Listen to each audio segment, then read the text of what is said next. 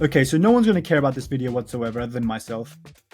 I'm making this video because I actually care about WMMA. Like, women's MMA, I care about. The reason I care is because every single card that I watch every single week has at least 3 to 4 women's MMA bouts on them. And it's just coming to my attention that no one... Well, obviously I knew this beforehand. But Juliana Pena just gave her interview after winning the women's championship. And I think she had something like 15,000 views. If that. I think it might have been less than that, to be honest. Maybe 20,000 at most. These are the numbers that Juliana Pena is pulling as women's champion. And again, I don't care about the actual promotion behind these champions or whatever. I only care that I care. You know what I mean? I only care that the fans of MMA care. And that when you talk about women's MMA on YouTube, my videos will not immediately just die and have no hope of making any of these whatsoever. That's all I really give a shit about, you know what I mean? So I'm making this video right now to basically just say Kayla Harrison cannot come soon enough. I can't wait for Kayla Harrison versus Juliana Pena. I know no one else agrees with me, but I personally can't wait to see if Kayla Harrison can turn the clock back to the days of Ronda Rousey and to some degree Chris Cyborg and actually have fun women's fights in the top of the card. Not the top of the card, the co-main event spot of the cards. You know what I mean? I want to watch UFC fights. I want to watch these women fight and think there is something at the end of this painful road that leads us to somewhere. Like, I don't want to see two women unranked fighting and then it's like neither of them will go anywhere. They're not good enough to be top 10, but they're like just a woman to have on the roster to like pad out the entire division. I don't want any of that. I want to see like a hot prospect come through the division. I want to see them make a run, get to Kayla Harrison, and us to be excited about the fight with Kayla Harrison that she eventually has. The same for the other divisions as well, but right now I'm focusing specifically on the bantamweight division for the women, because that's what happened in UFC 307. And let me tell you something, UFC have no clue what they're doing. For some reason, they thought it was a bright idea to have two women's fight on the main card of a pay-per-view. That's immediately going to have negative effects on the buy rate of that pay-per-view. The fact that you have a co-main event as a 5-round women's fight is already doing unmeasurable damages. You know what I mean? Like, unmeasurable damage have been done already. But now you're also opening a card with the Kayla Harrison fight. Like, I know that I think Kayla Harrison could be a star, but no one else thinks this way. The casual fans barely know who Kayla Harrison is. They know she looks like a man, and that's the extent of the knowledge they have of Kayla Harrison in her fighting career. So you open the card with the women's fight, you co-main event with the women's fight, immediately pay-per-view will suffer due to it. Why not? The one thing that could have saved it is I thought personally that Kayla Harrison was opening the card, so that later on in the card, she would come out, have a face-to-face with Juliana Pena, build up some hype. Maybe Juliana Pena says some things to her, calls her a steroid freak, and then Kayla Harrison replies with, you're shit at fighting, or something like that. I don't know. But instead, that didn't happen. I don't know why Kayla Harrison didn't look the best that she's ever looked, let's just say. Like, she looked alright. She lost round 2, though, in my opinion, to Caitlyn Vieira. Got outstruck, got outdamaged. I think all the judges had her winning, though, except for, like, one, maybe. Doesn't make any sense. I'm not going to be biased because I picked Kayla Harrison to win and I want her to win. And that's not the only thing, by the way. On the prelims, we had a fight between Marina Rodriguez and Yasmin Lucindo. Then in the early prelims, we had Carla Esparza and Tisha Payton also having a fight. Now, every time they fought, I felt myself thinking, you know what I mean? Like, we went from fun to that. And I was streaming this event, so it's not like my usual self where I'll just get up, walk out, go to the bathroom, play on my phone for a little bit, and then come back and see the fight still going on. Usually I'm in a call with my friends as well, but this time I wasn't, so I was just sit here by myself with one person to interact with in the chat whatsoever. Just one. And I was just going back and forth with them, like trying to have a good time, but that was my experience watching UFC by myself and being forced to watch these women's fights. And it was almost like torture, honestly. Like, almost like torture. Because it's like an unskippable ad. Like, I saw this comment somewhere, so I'm not going to take credit for it. But these women's fights on these pay-per-views, they're honestly just unskippable ads. They're unskippable 20 to 30 minute long ads, and it's usually 30 minutes because the entrances and the 15-minute fights that never ends early, obviously. And the decision, and then the post-fight interview, and then by the time it's all done, it's about 30 minutes of your time that's wasted away. And I don't know, and honestly, this is just a rant from me. There's no solution at the end of this. The only solution I can think of, well, one of the solutions would have been Alexa Grasso beating Valentina Shevchenko. Because let me just get this out of the way, because I was thinking about making this a video down the line, but now I'm just gonna bring it on over here. if you are a fan of Valentina Shevchenko, can I just ask you why? Like, who are you really sucking off here? You want Valentina Shevchenko to win, and let's be honest here, she's not the most fun personality. I understand that she has this aura to her, like she's like an assassin or whatnot. But she has boring fights. Don't act like she has fun fights and the skill level is out of this world good. Because it's not, obviously. So who are you really rooting for? She, no matter what happens, right? Any money that she makes, any success that she has in her life, you will not benefit from this at all. The only thing that I can think of is you are from the country that she is from. You know what I mean? Like, that's the only way I can imagine that you are a fan of Valentina Shevchenko. Because I've heard people honestly say to me that Valentina Shevchenko has some of the crispest strikes that they've ever seen. Look, a woman's fighter is actually talented. People have like just thrown out an opinion for the sake of throwing out an opinion that they think Valentina Shevchenko is actually better than Amanda Nunes. And Amanda Nunes was just bigger and that's the only reason she won. That doesn't make any sense. Because unlike Amanda Nunes, Valentina Shevchenko, because Amanda Nunes' division was actually pretty decent before she beat everybody, Valentina Shevchenko went to a division that was made to just be a farce, let's be honest here. It was just created for diversity, which is not a bad thing. I'm not saying that's a bad thing, but in this case, it's a bad thing. They just wanted to add another women's division. She went to an empty division, and then she ruled over it for a while. And now that she's been Alexa Grasso, that division's dead. What, now we've got Marion Fiorot to look forward to? Valentina Shevchenko, for the most part, let's be honest here, she stands on the feet, strikes at range, and throws leg kicks. Now, that's really the extent of the elite striking that you're talking about Valentina Shevchenko. And I get that she has finishes sometimes, like every now and then she'll get a finish or whatnot. But what precedes this is honestly really, really boring, guys. Like, let's be honest here, like, what's the fun fight for Valentina Shevchenko in the division? Like, Marion Fiorot? Unless we had Alexa Grasso, we had some fresh matchups to look forward to. Rose versus Alexa. Maybe Blanchfield would make her way back there. Marion Fiorot, she's a big lady. That'd be fun to watch with Alexa Grasso.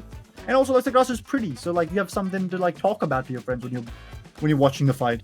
With Valentina Shevchenko, it's like she's 36 years old, she's old as dirt. She'll lose to Marion Fiorot in my opinion, and she's killing the division.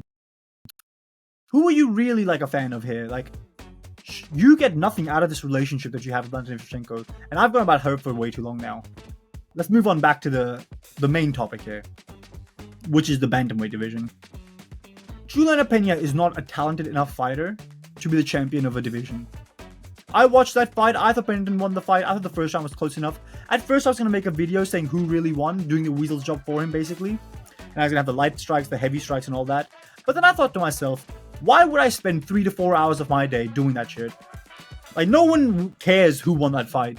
Like, they'll accept whoever won. Like, fans are just, like, the people that watch UFC 37, it was a close enough fight to the point where no one will give a shit. And it's a women's fight, so additionally no one will give a shit.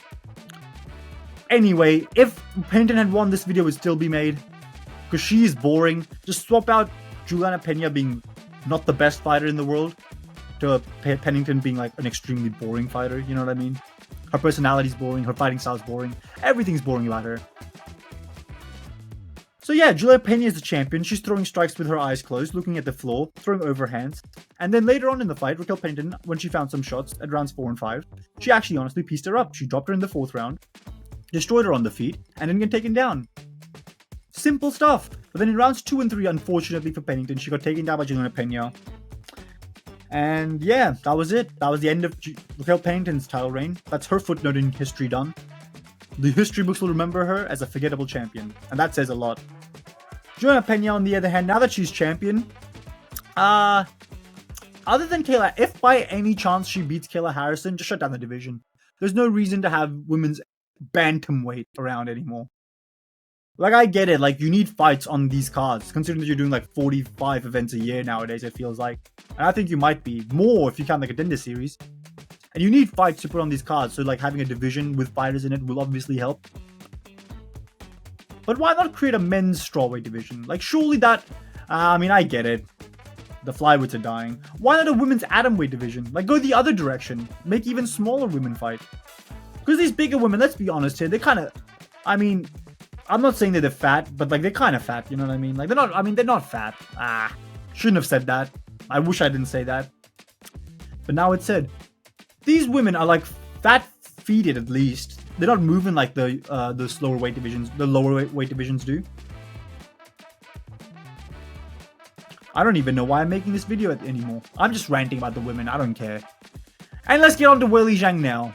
Weili Zhang was a fun champion once upon a time in the division, but now she's cleaned out the strawweight division for the most part.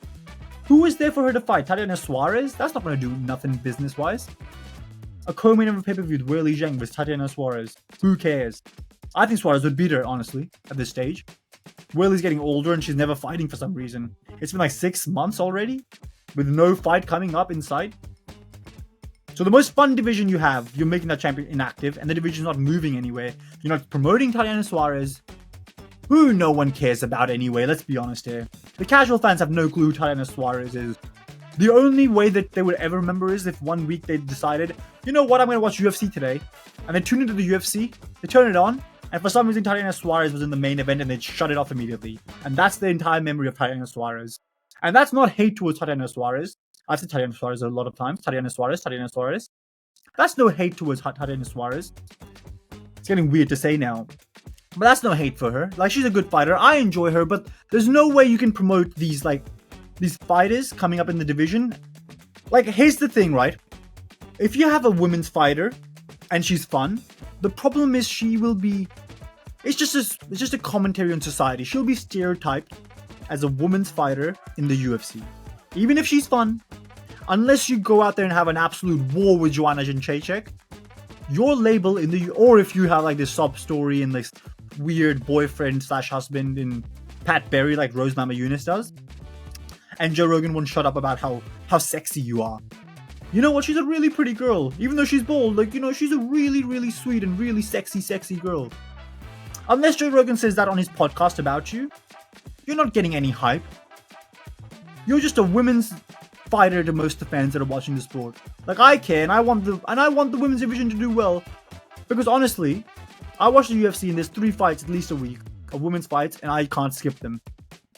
And I would rather those fights mean something and be fun scraps with potential of finishes. I don't care if it's a submission, a ground and pound. Whatever way they can get it done, they can get it done. But yeah, just wanted to throw that out there. I hope Kayla Harrison destroys Juliana Pena. Because I think she's the last chance we have of having any chance in the higher weight divisions at least.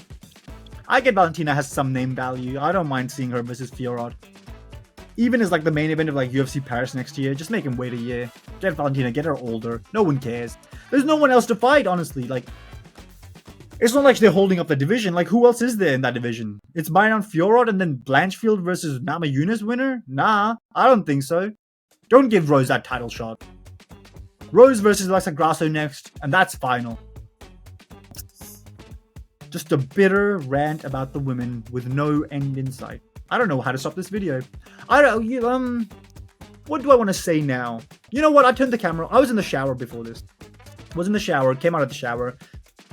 Was literally thinking about the women's fight at UFC 307 and thinking to myself, okay, so Kayla Harrison versus Juliana Pena will main event a pay-per-view.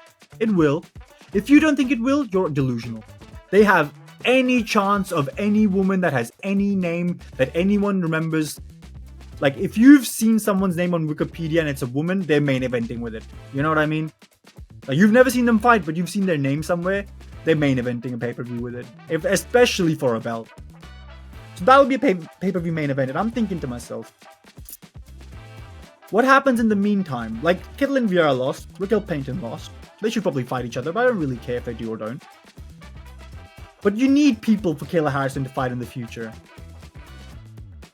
Don't you? Yeah. An aimless video this was about the state of the UFC women's division and the fans' reception and perception of the division itself. I hope it gets better. Because I know a lot of people probably won't even click on this video because they'll see this is about WMMA and no one cares about WMMA. But if you do by some chance have clicked on this video and have made it 14.5 minutes into it, listening about a random rant about women's MMA, it's only getting worse. No, I'm just kidding. I think it'll get better. It might get better with Kayla Harrison as champion.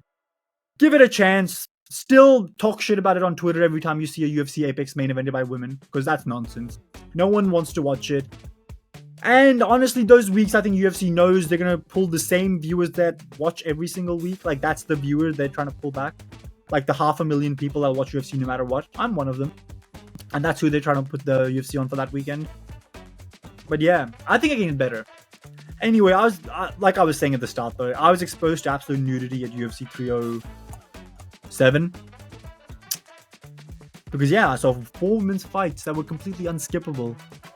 And usually when I'm not streaming, I can just do other things. You know, talk to my friends, talk about other things, talk about movies, entertainment, things that are going on in life. But here I couldn't. And it really made me think some of these people are watching. I'll be watching again this weekend, any women's fight. But I'm really thinking here, I'm thinking, wow, I can see the hate now. Like, people are sitting through these entire cards watching the early prelims to the main event. And they're watching every single women's fight and they're probably just thinking to themselves like, what the fuck? I'm gonna end the video here because I don't have anything else to say. Here's my random rant about women's fighting, done. Like, share, and subscribe. I'm Team WMMA in terms of I wanted to get better, but I just wanted to like say what I saw, and it was really eye-opening.